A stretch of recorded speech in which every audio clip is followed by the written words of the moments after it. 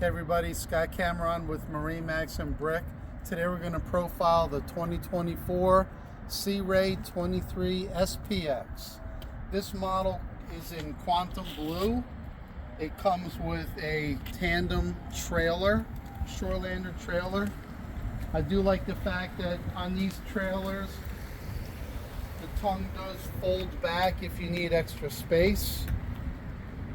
This model also is equipped with the sports tower. In the transom, have your swim ladder, a 200 horsepower 4-stroke white Mercury. And let's go inside and take a look. Go. There's plenty of room in this interior. As you can see, they have a bench seat that folds up and recesses. And there is plenty of storage in this boat in the back. You have great amount of storage.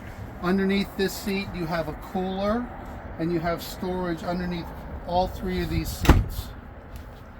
This has the dual bucket seats with an electric head in the interior. A lot of storage underneath here for your water skis and water toys.